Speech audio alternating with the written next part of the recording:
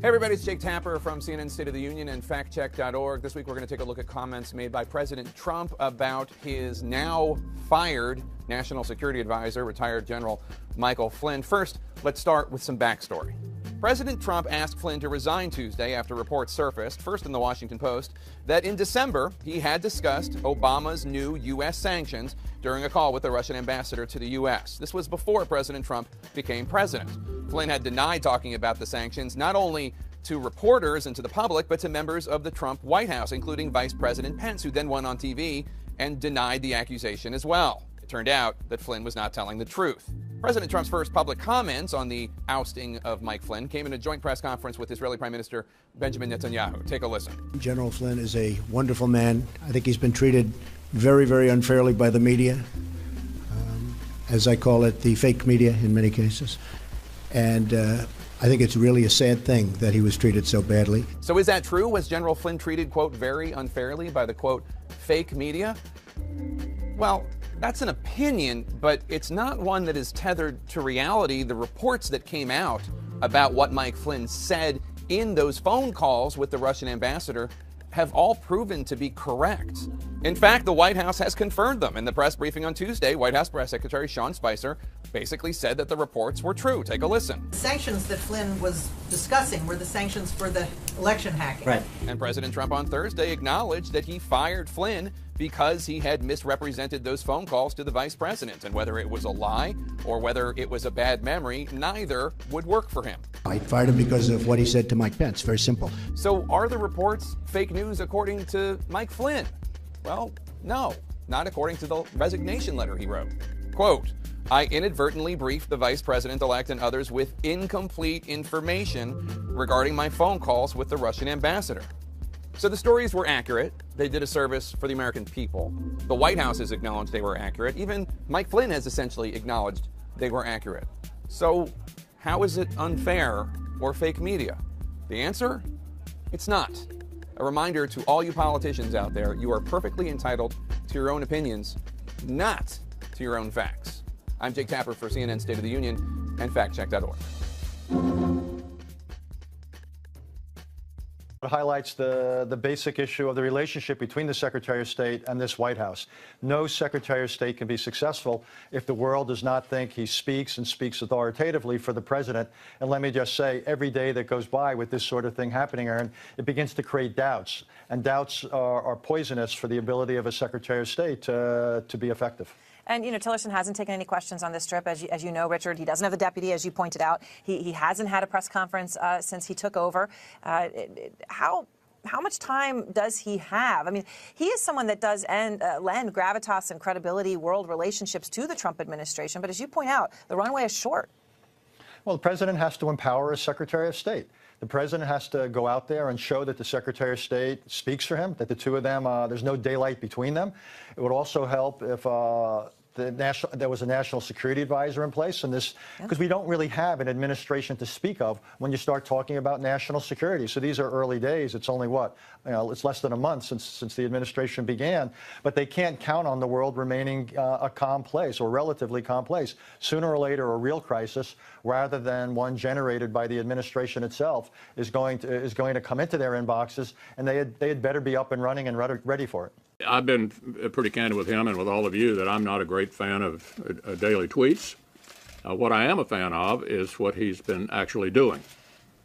As I look at what we might have expected from a President Mitt Romney or a President Marco Rubio or President Jeb Bush at the beginning of their tenures in office, I can't see much difference between what President Trump is doing and what they would have done. I think the cabinet has been truly outstanding. This is the most conservative cabinet, certainly in the time that I've been here, and I've served with other Republican presidents. I just mentioned getting the regulations, as many of them as possible, off the books. I like what he's doing. I've not been a fan of the extra discussion that he likes to engage in, but we're going to soldier on. We like his positions, and we're going to pursue them as vigorously as we can. The Trump brand in the United States, famous for Trump Tower, Trump buildings, clothing lines, Trump wine, and at one point, Trump steaks. I understand steaks. It's my favorite food.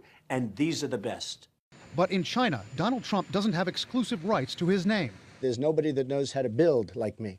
Tonight, a case in China where Trump tried to win rights to the trademark for his name is drawing fire from ethics watchdogs. In 2006, Trump applied for the rights to trademark his name for construction services in China. But it was rejected because a Chinese businessman had applied for the Trump name first in the construction realm. Matthew Dresden, a trademark lawyer who studied the case, says Trump kept trying and kept losing. His trademark application was rejected and rejected and rejected, and he kept appealing. Then, last September, just as he was on the brink of winning the presidency, the other man's Trump trademark was invalidated.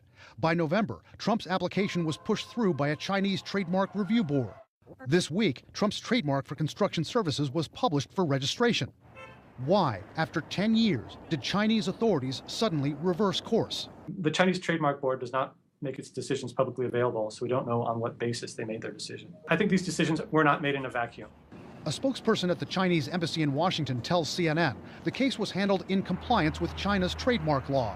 But ethics critics say it could look like China gave Trump something of great value and will want something in return. China is going to want concessions from Mr. Trump, and this is the first in what will probably be a series of efforts to influence him. Trump could potentially be violating the Constitution because of a clause that prohibits public servants from accepting gifts of value from foreign governments. I think it's fair for Americans to ask, wait a minute, is Mr. Trump going to be influenced in his decision-making by these kinds of gifts?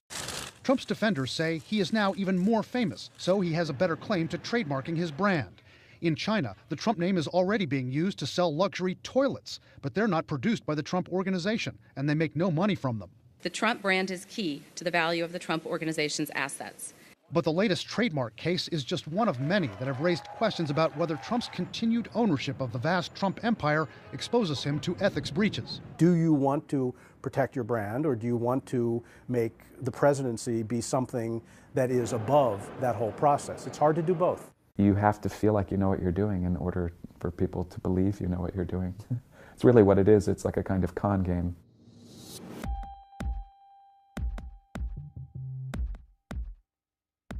I think I wanted to be a character actor before I was a character actor, you know. People ask me, like, why do you play creepy people or bad people or people that don't have jobs? And, you know, like, I think, or people that are, you know, outcasts in one way or another. And I go, well, I think it's because looking back, I didn't present myself that way to the world. You know, that wasn't my first step into it. There's an acting coach named Penny Allen who passed away in the spring, who's the mentor of many great actors. And I don't want to say which ones, mostly because it almost felt like working with Penny that you had a cheat sheet. I think a lot of actors think like, oh, can't admit that I was using that all the time, but she was an extraordinary woman. The problem is nobody wants to see us play lovers, and nobody's going to believe us as brother and sister. So we only got like a couple of parts left. On stage, you know, there are directors, there are writers, there's all those people, but when you step out on stage, you can do whatever you want. That's really the ideal place for us to perform together if what we want to do is actually act together, because we'll get to do it every night, go through the whole thing, create it together, let it change. You go to do a film and, you know, we celebrate actors as being somehow the makers of films. Film is, the directors do it, TV, the writers do it, theater, the actors are mostly responsible. I know that Daniel Sullivan's gonna like never hire me now, but it's fine. Comb your hair. I never dreamed that my life would be like this. I had reasonable expectations. This isn't my dream life. This is like, I just wake up every day and I'm shocked. The electric racing series Formula E is back this weekend. After a 3-month break, the action resumes in Buenos Aires, where DS Virgin driver Sam Bird took victory last year. After 2 races this season, Bird is still looking for his first win and has high hopes for his chances in Argentina. The track sort of lends itself to a lot of overtaking, sort of intense battles throughout the pack, and that's exactly what you saw last year with myself and Buemi at the front. And I hope that that's what you see again this year, again with hopefully me repeating what I was able to do last year. But it has been Sebastian Buemi leading the way so far in terms of the first two races. How are you going to get past him this time? With difficulty. The guy's on great form at the moment. He's got 2 wins out of 2. Sebastian Buemi, 2 for 2 to start the season. Sam Bird in second place. We've been there or thereabouts. We've been one of his main competitions, hot on his heels, so I'd like to think, hopefully, we can reverse the roles when it gets to Buenos Aires. You drive for Virgin. What is it like having Richard Branson as a boss? So Richard is, you know, very involved, actually. He's come to a few of the races. He's very passionate about promoting clean, efficient, renewable energy sources, and obviously we're promoting that. Yeah, he's a very good boss. You have also been part of F1. How does Formula E compare to F1? Well, it doesn't want to be compared to Formula One. You know, it's a completely new identity, and Formula One is completely detached now from normal road cars. There are some things that it's done in the past to help road cars, but now they're mini spaceships that go 250 miles an hour. Formula E is the future. You know, in 30, 40 years' time, let's face it, every single person on the planet will be driving an electric vehicle. We are a catalyst in that kind of cog to ensure that electric cars develop quickly and that people watch Formula E and think, oh, they're cool, I'm going to buy one for the road. From your perspective, is it as fun, Formula E, as F1? I think it's as fun, if not funner. We go to some amazing countries, some great cities. I race against some of the best drivers in the world in high-tech machinery that does 140 mile an hour down, you know, a street that you would only be able to go 20 mile an hour on normally. So it's pretty cool. And, of course, we've got the new owners, Liberty Media, in Formula One. I know they're looking at their options, what they can do, taking the sport forward. From your perspective, what do you think they could learn, should learn from Formula E? Well, they also, you know, are involved in Formula E. So I think it's a good thing for both championships, the fact that there's not going to be any clashes, which is fantastic. I just think that maybe the technology side in Formula One, maybe if it got a little bit more relevant to what we're currently dealing with everyday problems on this planet. And people with smartphones, they will use a smartphone app, and they have data. And we have about 350 million people who have feature phones, which use the USSD channel that does not need the internet. And then for the balance 350 million people who don't have phones, they can use their Aadhaar number and do a transaction. They don't need any device at all. The Aadhaar National ID, this is a program that you spearheaded, That's and right. it transformed India, made every Indian count. You're saying that the Aadhaar ID is now being hooked up to bank accounts? Oh, absolutely. In fact, India runs the world's largest cash transfer program. And the Aadhaar ID, about 1.1 billion people have the Aadhaar ID. It's the only billion user platform outside the US. 300 million people have Aadhaar-linked bank accounts. So they can receive their money directly into their bank account using their Aadhaar ID. So it's all, the banking system and Aadhaar is well integrated together. So all you need is the Aadhaar ID card. You don't need a smartphone. You don't need any type of You device. actually don't need a card. You just need your number and your fingerprint or your iris. You go to a merchant. You give your number, put your fingerprint, and it deducts and decide to buy something.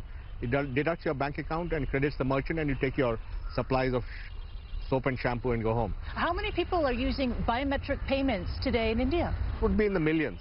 You know, today the Aadhaar authentication, which is an online verification using the Aadhaar biometric, does about 15 to 20 million a day transactions. Because it's not just for payments. For example, for the PDS, which is the public distribution system, which gives rice and wheat at concessional prices to the poor, that also works on Aadhaar. So there's lots and lots of uses. Or in the mobile industry today, I can get my SIM card in 3 minutes with my Aadhaar. And this is incredible because India is basically leapfrogging credit cards. Oh, totally. And even leapfrogging digital payments to go to biometric payments. Yes, and digital payments which are interoperable. I think the difference in India is that the whole system that's been designed is designed so that every bank can participate, every mobile company which has a payment bank license can participate. So because it's called open loop, it'll actually become a very, very thriving system. Are other countries around the world eyeing this technology and say, we want in? Well, a lot of countries have been visiting us and are looking at ID is important, how payments is important, and how these are essential for financial inclusion and social progress. A murder case so bizarre that a suspect was captured on surveillance wearing a loud white shirt with LOL emblazoned across the front. Tonight, another strange twist in the killing of Kim Jong-nam, half-brother of North Korean leader Kim Jong-un. According to Agence France Presse, one of the suspects, an Indonesian woman, told police she thought she was taking part in a harmless prank as part of a reality TV show. That suspect's mother told Reuters about her daughter being tricked. She said she wanted to go to Malaysia for filming on a show to make people surprised by spraying perfume on somebody else. According to AFP, an Indonesian police official says at least one of the female suspects in the murder had been paid before to spray a substance in people's faces in public. But this time, he says, there were dangerous materials in the sprayer. Kim Jong-nam got sick while at the airport in Kuala Lumpur this week. Malaysian police told Reuters he felt like someone grabbed or held his face from behind, that he got dizzy and asked for help at a counter. He died on the way to the hospital. South Korean officials have called it murder and say he was poisoned. This perhaps may have been the target of opportunity. He was in Malaysia for a week. He was flying back to Macau. They may have just thought this was the opportunity that they had. Tonight, a key question remains. Did Kim Jong-un order the murder of his half-brother? A South Korean intelligence official told lawmakers that the North Korean regime did kill Kim Jong-nam, but he didn't explain how he knew it. It could be palace intrigue. It could be, part of a pattern of paranoia and executions that have characterized Kim Jong-un's leadership. North Korea's ambassador says Malaysian officials told him Kim Jong-nam died of a heart attack. In another strange twist tonight, Malaysia says it won't release the body to North Korea or release the autopsy report without DNA from the Kim family.